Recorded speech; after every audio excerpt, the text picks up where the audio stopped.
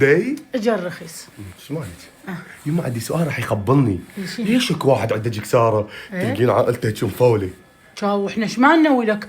شا احنا ابوك عنده بطه بس كل احنا انت يا بطه شا هسه بنت خالك من تركب السايبه مالتهم مو حلوه ما تخبل مو الديرم والحجاب عليها يجنن. بس انت متعافي شو اسوي لك؟ يما بتخاف حدا هسه تحط حنه بتشوفوا بيدي اي حنه وديرم كل شيء. انه ذاك اليوم قلت لها شنو رايك فتحتيها موضوع بعد؟ قلت لها امشي اسوي لك تكساس اسوي لي الشغلات فيلر. تقول لي قلت لها اسمع ابوي ذا الشغلات من الزواج نسوي عبالها ما ادري ايش اقول لها. اي كان عيب صدق تقول هاي الحكي. هو شنو هذا الحكي؟ اريد اعدل وجهي.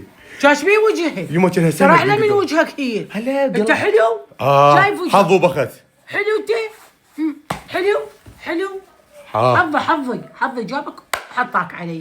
يعني روحي بعد والله شو اسوي بيك؟ بطه حط لكم سايبه. حالاتك كل احنا مبطبطين. كل احنا مبطبطين. حظه وخر مو يمك يلا مو يمك وخري. بنت خالد صعب السايبه وحط الديرم وجهها كانها كيو